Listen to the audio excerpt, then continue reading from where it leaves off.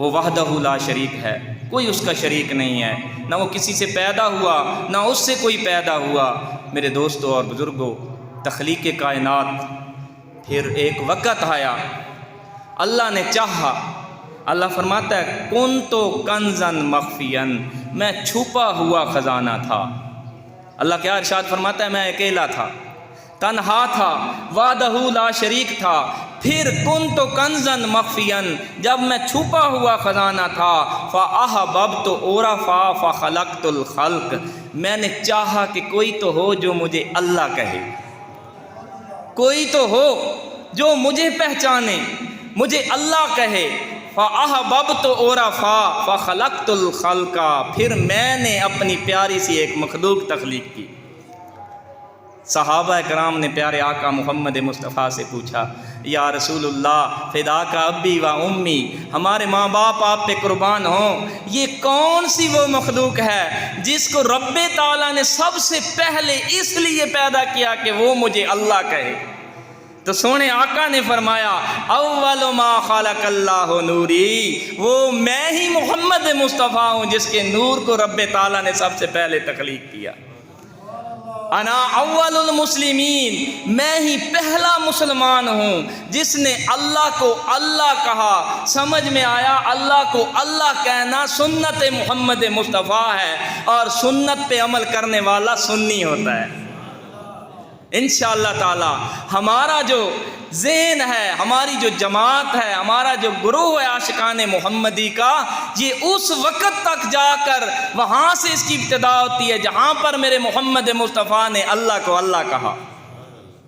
پھر تمام جتنے بھی اذہان پیدا ہوئے، خیالات پیدا ہوئے، گروہ پیدا ہوئے، جماعتیں پیدا ہوئیں، پھر اسی سواد اعظم جو سنی ہیں ان سے یہ سارا کچھ آگے آگے چلتا رہا۔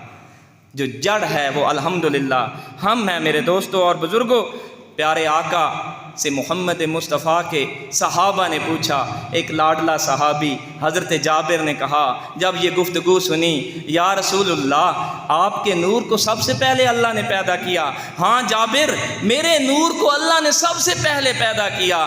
یا رسول اللہ یہ نور کس نور سے رب نے پیدا کیا؟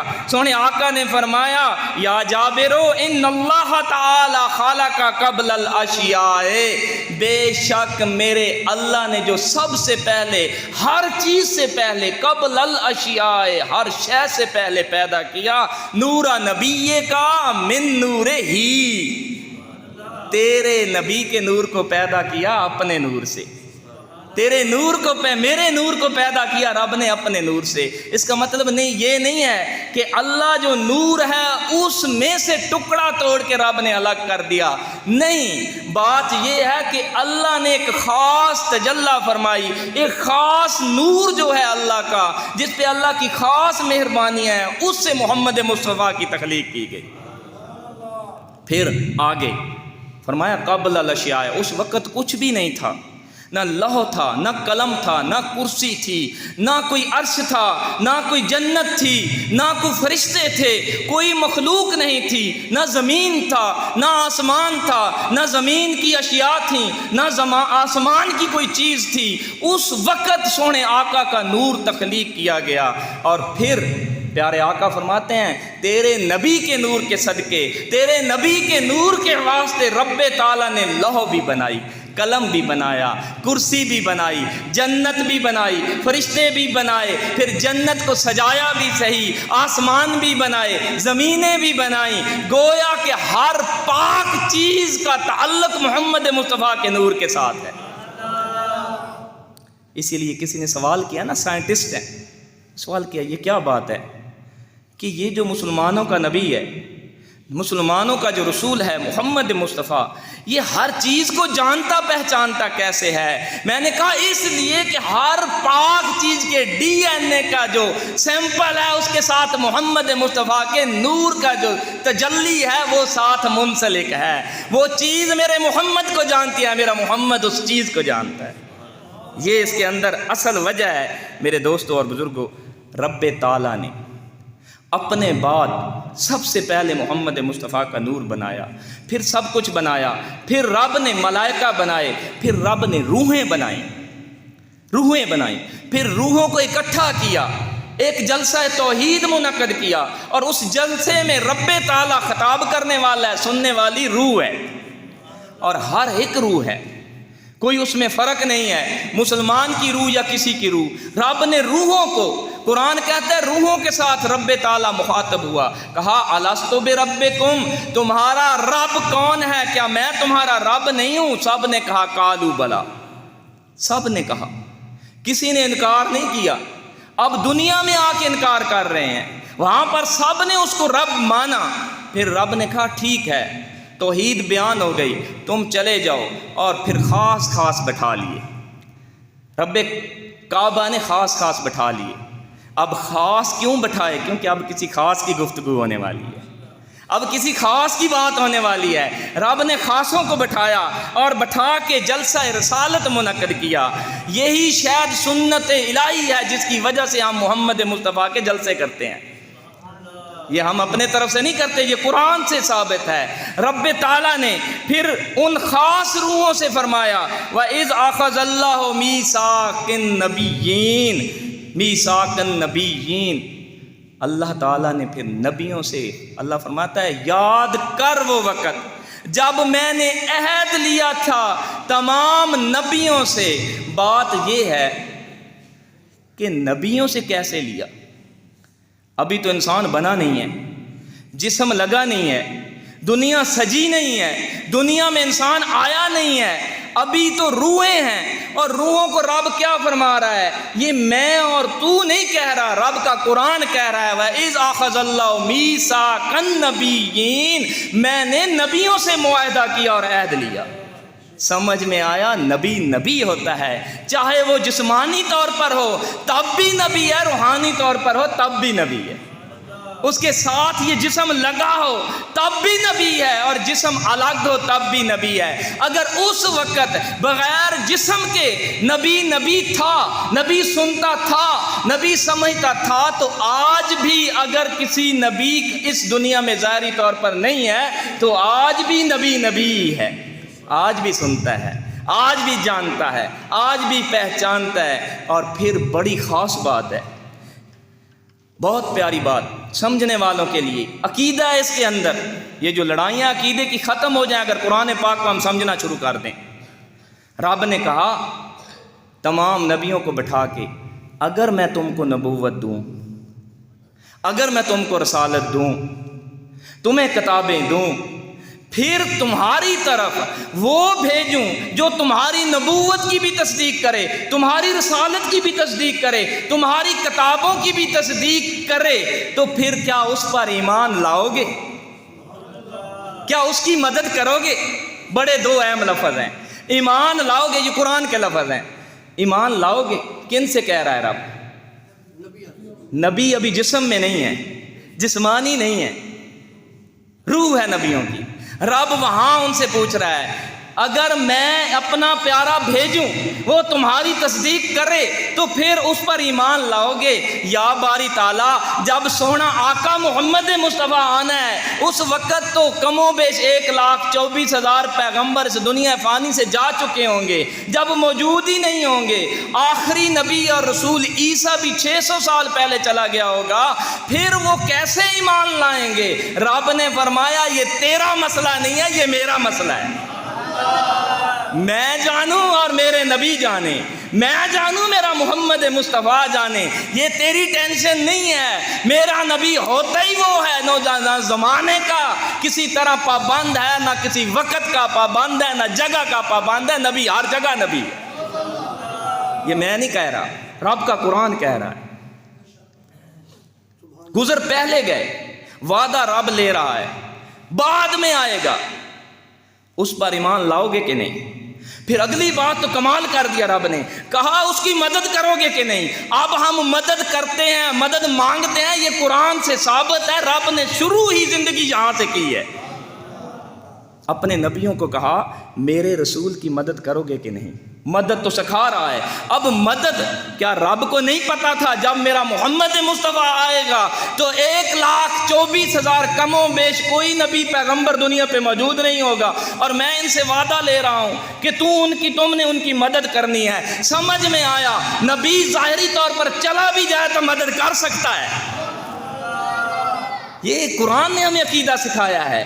قرآن کہہ رہا ہے رب کو پتا تھا یہ نہیں ہونے، میرا جب محمد آیا یہ نہیں ہوں گے، تو سمجھ میں آیا رب نے مدد کرنا کرانا وہاں سے شروع کیا ہے۔ سب سے رب نے سوال کیا، پھر کیا سوال کیا؟ رب نے کہا کالا اقرار کیا تم اقرار کرتے ہو؟ سب بولے کالو اقررنا، ہاں ہم سب وعدہ کرتے ہیں، اقرار کرتے ہیں۔ پھر رب نے یہاں پہ بات ختم نہیں کی، رب نے پکا کام کیا۔ رب نے کہا کالا فشہدو، پھر ایک دوسرے پر گواہ ہو جاؤ، پھر ایک دوسرے پر اس معاہدے پر گواہ ہو جاؤ۔ جب سب نے کام گواہ ہو گئے، رب نے کہا پھر اس پر میں آخری مہر تصدیق کس طرح لگاؤں گا؟ وَأَنَا مَعَكُم مِّنَ الشَّاهِدِينَ، تمہاری گواہیوں پر میں رب بھی اپنی گواہی کی مہر لگاتا ہوں۔ اتنا پکا معاہدہ ہے اس وقت جب جسم ہے ہی نہیں۔ اس وقت رب سب کو نبی بھی کہہ رہا ہے، یہ بھی کہہ رہا ہے میرا نبی نہیں ہوگا، تم نے ایمان بھی لانا ہے، یہ بھی کہہ رہا ہے میرا نبی نہیں ہوگا، تم نے اس کی مدد بھی کرنی ہے۔ سمجھ میں آیا رب عقیدہ سکھا رہا ہے، ابتدائے تخلیق کائنات کے وقت سے سکھا رہا ہے کہ نبی ہوتا ہی وہ ہے جب ظاہری طور پر نہ بھی ہو وہ مدد بھی کر سکتا ہے، ایمان لا بھی سکتا ہے، ایمان لے آ بھی سکتا ہے۔ میرے دوستو اور بزرگوں، رب تعالیٰ نے آگے اپنی تخلیقات گنوائی۔ رب فرماتا ہے هو الذی خالق السماوات والارض فی ستۃ ایام، میں وہ خالق ہوں، میں وہ تمہارا رب ہوں، میں وہ تمہارا الہ ہوں جو جس نے آسمان اور زمین بنائے 6 دن کے اندر۔ ثم استوی علی عرش، اس کے بعد میں نے عرش کو اپنی جگہ پہ ٹکایا، بچھایا۔ واسع کرسی السماوات والارض، میری کرسی محیط ہے، میری کرسی نے احاطہ کیا ہوا ہے زمینوں کا، آسمانوں کا، ہر طرف پھیلی ہوئی ہے میری حکومت، اور میں وہ ہوں، میں جانتا ہوں میں نے تیرے لیے یہ کائنات سجانی ہے، یہ دنیا بسانی ہے، اور اس دنیا کو خوبصورت بنانے کے لیے اتنے آسمان بنائے، اتنی زمینیں بنائیں، مگر زمین سے جو پہلا تجھے آسمان نظر آئے گا میں نے اس کو سجایا بھی ہے۔ ہم گھر بناتے ہیں تو گھر کی چھت پہ سیلنگ کراتے ہیں، خوبصورت ڈیزائننگ کرواتے ہیں، سوئے ہوئے ہوں نظر اٹھائیں تو چھت خوبصورت لگے۔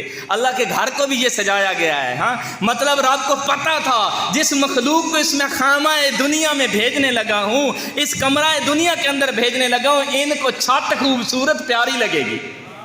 رب نے پہلے سے ہمیں بنانے سے پہلے ہمارا گھر جو ہے اس کی ترتیب بتا رہا ہے۔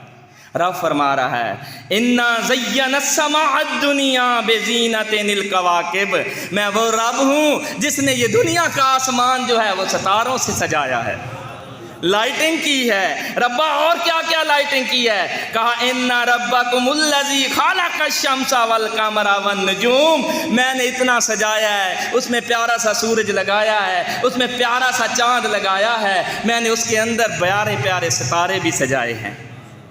رب السماوات والارض، میں رب ہوں ان زمینوں کا بھی، ان آسمانوں کا بھی، ان کے پالنے والا ہوں۔ وما بینہما، اور ان کے درمیان جتنی بھی مخلوق ہے اس سب کو پالنے والا ہوں۔ ورب المشارق والمغارب، میں تمام مشرقوں کا بھی رب ہوں، مغربوں کا بھی رب ہوں۔ اب سمجھ میں یہاں پہ ایک اور نقطہ ہے، مشرق ایک ہے، مغرب ایک ہے، شمال ایک ہے، جنوب ہے ایک ہے، تو سمجھ میں آیا رب کے اور عالم بھی ہیں۔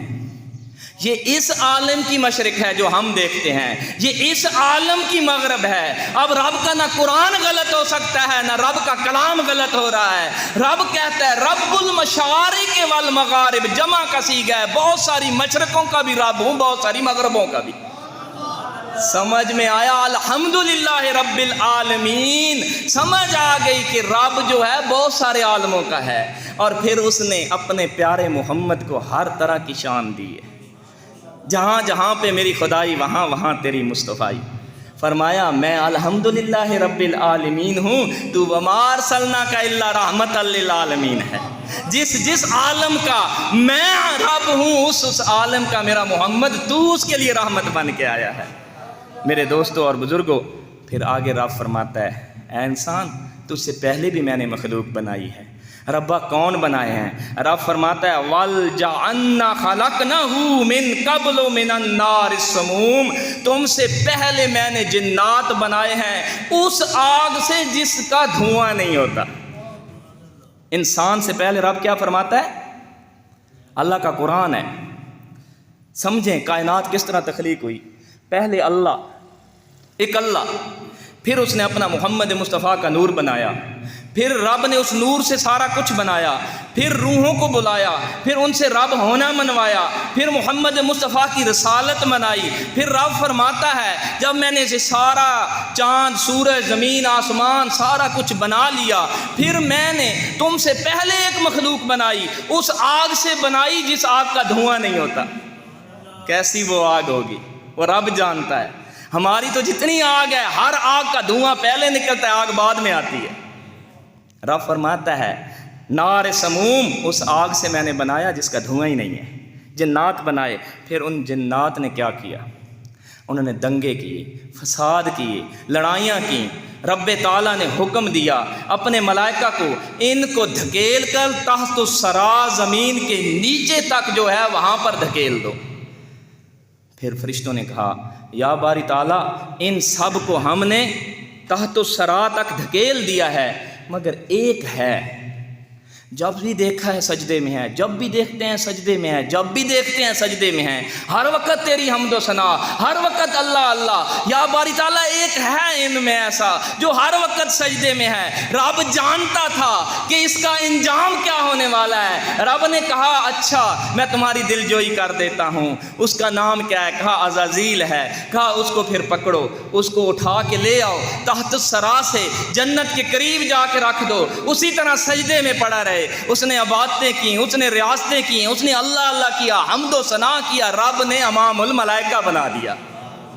تھا جن اور اس کو عبادات کی وجہ سے، اس سے فرشتوں کی محبت کو دیکھ کے رب نے امام الملائکہ بنا دیا۔ نام تھا عزازیل، بعد میں ابلیس، بعد میں آج کل شیطان۔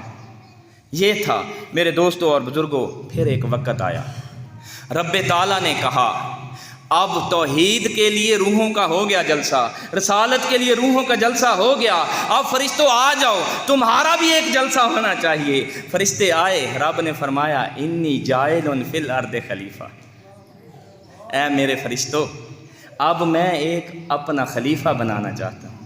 وہ تجربہ تھا نا فرشتوں کو جنوں کا، دنگا فساد کا، خون خرابے کا۔ انہوں نے کہا تجعل فیہا من یفسد فیہا، ربا تو جیڑی بھی مخلوق بناتا ہے، جو بھی مخلوق ہوتی ہے ہمارے علاوہ وہ دنگا فساد کرتی ہے، یہ مخلوق بھی جو ہے یہ بھی دنگا فساد کرے گی۔ تو اس کو ہوا سے، پانی سے، اس کو تو مٹی سے، آگ سے بنانے لگا ہے۔ تمام اجزاء جو ہیں وہ اسی طرح کے ہیں کہ کوئی نہ کوئی مسئلہ پیدا کریں گے۔ رب نے فرمایا انی اعلم ما لا تعلمون، جو میں جانتا ہوں تم نہیں جانتے ہو۔ تمہیں تو میں نے بنایا ہی یس مین ہے، تمہارے اندر تو پرزہ ہی نہیں لگایا نام والا، تم تو عبادت ہی کرتے رہو گے، مگر اب جو میں بنانے لگا ان کے ساتھ ایک کشش والا پیٹ لگانے لگا ہوں۔ ان کے ساتھ ایسا پیٹ ہے جس کو بھرنے کے لیے وہ ہر وقت لگے رہیں گے، سوچتے رہیں گے۔ میں نے ان کے لیے جو رہائش بنائی ہے وہ جنت کی طرح خوبصورت کر دی ہے۔ میں نے دنیا سجائی ہے، اس میں دلکشیاں لگائی ہیں، اس میں چرند پرند لگائے ہیں، اس میں باغ و باغیچے ہیں، انہار ہیں، خوبصورتیاں ہیں، وہ دنیا سجی ہوئی ہے۔ ربا پہلے تو ٹھہر شک تھا کہ یہ تیری نافرمانی کرے گا، اب اتنا کچھ اس کے ساتھ ہے، اب شک نہیں ہے، اب ہمیں یقین ہے کہ یہ وہاں پر جا کے تجھے بھول جائے گا۔ رب نے کہا انی اعلم ما لا تعلمون، جو میں جانتا ہوں میرے فرشتوں تم نہیں جانتے۔ تم دیکھو گے ماہ رمضان آئے گا، آگے شربت بھی پڑی ہوگی، آگے رنگ برنگ کے پھل بھی پڑے ہوں گے، رنگ برنگے کھانے بھی ہوں گے، آفر بھی ہوگی، کھا لو تو دیکھے گا اکیلا ہوگا، کوئی نہیں اس کو دیکھنے والا ہوگا، کمرے کے اندر ہوگا، ٹھنڈی بوتل پڑی ہوگی، پیاس سے جان نکل رہی ہوگی، مگر کہے گا نہیں اے باری تعالیٰ تیرے عشق میں نے اپنے لبوں پر یہ پانی نہیں لگانا، انی عالم ما لا تعلمون۔ تم دیکھو گے تم میرے بندے جو ہیں وہ ایک دو دن نہیں، پورا مہینہ جو ہے وہ اپنے منہ کو بند کر کے رکھیں گے۔ جو میں پیٹ ان کے ساتھ لگا رہا ہوں نا، اس پیٹ کو بھوکا رکھیں گے، اس کو پیاسا رکھیں گے، دنیا کی ہر چیز سے منہ موڑ لیں گے، جائز کام جو ہیں ان کو بھی چھوڑ دیں گے میری رضا و محبت کی خاطر۔